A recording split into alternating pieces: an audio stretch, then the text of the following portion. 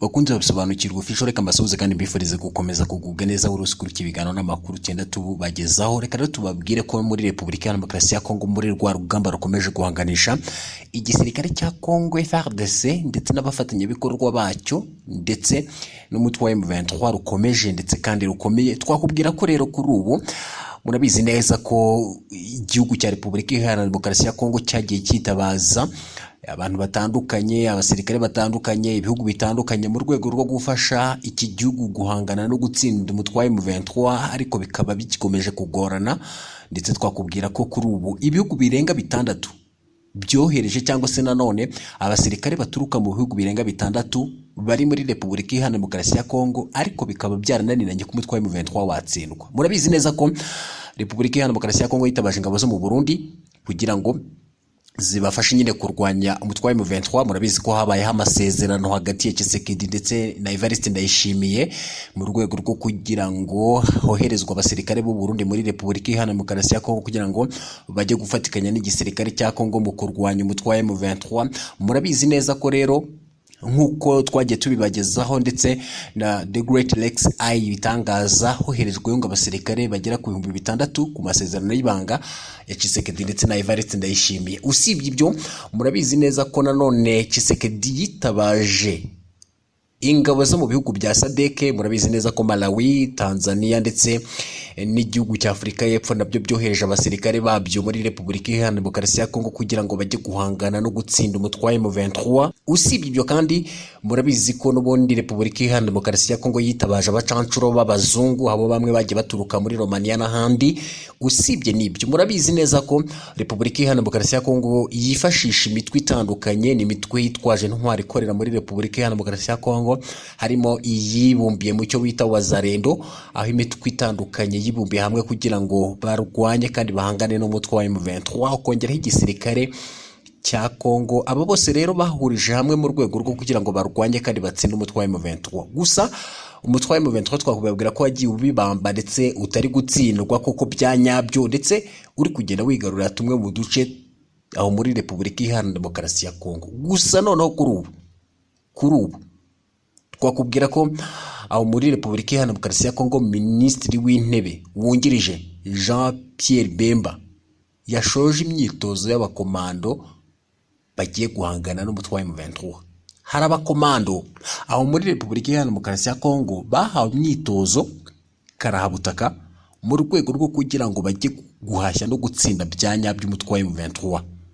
Uti bimeze biti? No kuvuga ngo Minisitiri w'Intebe wungirije, Minisitiri w'Ingabo z'igihugu ndetse n'ibikorwa by'abasirikare Jean Pierre Bemba Gombo mu izina ry'umuyobozi w'ikirenga n'umukuru w'igihugu Felix Antoine Tshisekedi Chilombo, mu ntangiriro z'iki cyumweru ubwo ni kuwa mbere, bayoboye umuhango wo gusoza amahugurwa ya Brigade ya 31 wabereye mu kigo cy'amahugurwa cya komando cya Rwama Ikindu mu burasirazuba bwa Republika ya Demokarasi ya Kongo.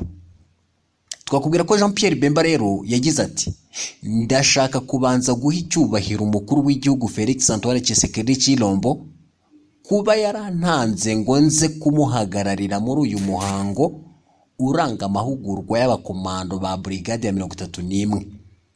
Ndashimira kandi abigisha b'Ababiligi ku bufatanye mu rwego rwa gisirikare ndetse n'abigisha bose bo muri Kongo hamwe n'abafatanyabikorwa bacu imbaraga zabo zo gutanga imyitozo kuri iyi Brigade ya 31.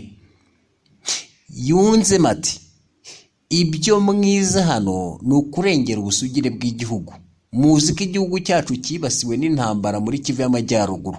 Murasabwa kwita ku kazi kanyu, mugakorana umwete ndetse mukagaha agaciro, mukarangwa no kwitanga kandi mukiyemeza kurinda abavandimwe n'abashiki bacu aho muzoherezwa hose.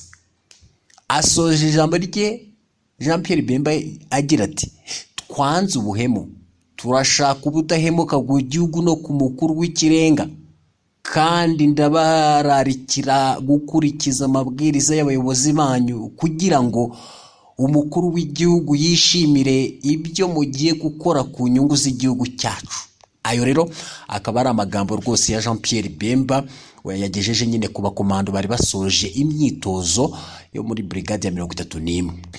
Agataho rero twagusobanura ko murabizi ko muri gihugu cy'u Burundi kibasiwe n'imyuzure kuri ubu, ndetse abantu benshi bakaba baratangiye kuhasiga ubuzima, ibikorwa remezo bikangirika, bikavugwa ko byatewe no kwa amazi yo mu kiyaga cya Tanganyika yarenze inkombe ku buryo byaturutse ku byo bita El Nino. El Nino rero ni iki? El Nino isobanurwa n'abahanga mu bumenyi bw'isi nk'uburyo amazi yo ku nkombe z'inyanja ya Pacifique ashyuha kubera iyo miyaga. Ubu bushyuhe bukaba buba busobanurwa nk'ubudasanzwe. El Nino rero irangwa n'ubushyuhe buri hejuru y'ubusanzwe mu nyanja, naho La Nina ikarangwa n'ubukonje buri munsi y'ubusanzwe mu nyanja. Ni ukuvuga ko El Nino irangwa n'ubushyuhe buri hejuru y'ubusanzwe mu nyanja, naho La Nina ikarangwa n'ubukonje buri munsi y'ubusanzwe mu nyanja. Ubusanzwe igice cy'uburasirazuba bw'inyanja ya Pasifika nicyo kiba kirangwamo ubukonje, naho icy'uburengerazuba kikarangwamo ubushyuhe. Ndasubiramo, tumaze kubona ko El Nino irangwa n'ubushyuhe buri hejuru y'ubusanzwe mu nyanja, naho La Nina ikarangwa n'ubukonje buri munsi y'ubusanzwe mu nyanja. Noneho ubusanzwe igice cy'uburasirazuba bw'inyanja cya Pacifique nicyo kiba kirangwamo ubukonje, naho icy'uburengerazuba kikarangwamo ubushyuhe. Twakomeje rero, iyo rero umuyaga uzwi nka trade winds ushyushye cyangwa se uhushye mu nyanja wohereza amazi ashyushye akava mu burasirazuba yerekeza mu burengerazuba, uko agana muri icyo cyerekezo niko agenda n'ubundi arushaho guhura n'ubushyuhe bw'izuba. Mu gihe rero cya El Nino ya miyaga ntiba igifite ingufu, ibyo bituma aho kugira ngo ya mazi ashyuhe akomeze kwerekeza mu burengerazuba bw'inyanja, ahubwo yerekeza mu burasirazuba bwayo agakora imbusane. Mu gihe rero cya La Nina ho ayo mazi ashyushye akomeza kwerekeza mu burengerazuba akarushaho kujya kure kubera ingufu z'umuyaga ziba ziyongereye cyane.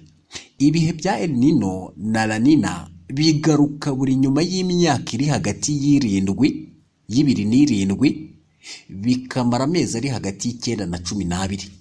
Icyakora si ngombwa ko bisimburana ako kanya, kuko El Nino niyo ibaho kenshi kurusha La Nina.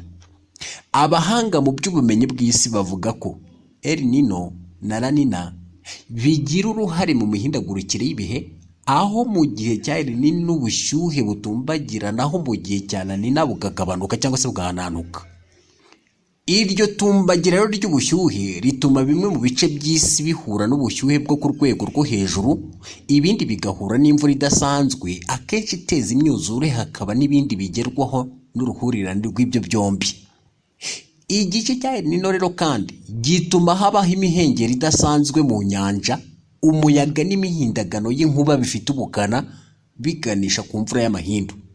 El Nino niyo yatumye muri 2023 ubu umwaka waranzwe n'ubushyuhe cyane kurusha indi, kuko ubusanzwe cyangwa se kuko ubushyuhe bwawuranze bwarutaga ubushobora guturuka ku ngaruka z'ibikorwa bya muntu bihungabanya ikirere. Bivugwa ko ubwo bushyuhe rero bwakomeje no muri 2024.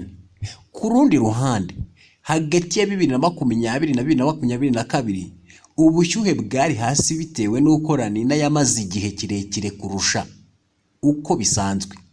Kubera rero ko El Nino n'ubundi ituma dioxide de carbone yiyongera mu kirere, bituma mu gihe cyayo amapfa n'ubundi atera mu bice bimwe na bimwe by'isi, ahandi amashyamba n'ubundi akibasirwa n'inkongi z'umuriro. Ibiro by'umuryango w'abibumbye bishinzwe ubutabazi beruka guteguza ko uduce tw'ibihugu bya Uganda, Tanzania, Kenya, u Rwanda, u Burundi na Somalia tuzibasirwa n'imyuzure ndetse n'ubutayu hamwe na hamwe. Ibi biro rero biburira buri wese bivuga ko uretse kwangiza umusaruro, imyaka mu mirima n'ibikorwa remezo, ibihe bya El Nino biteza indwara ku bantu no ku matungo. Iteguza ko bitewe n'uko imvura nyinshi itera imyuzure n'izuba ryasiga ubutayu hamwe na hamwe bishobora kwangiza byinshi, ndetse inzego zirimo iz'ubuhinzi, ubuzima ndetse n'izishinzwe ibikorwa remezo zigomba kwitwararika no gufata ingamba hakiri kare. bakunze bisobanukirwa Official, mwaduha comment, mukakora share, mukanakora subscribe.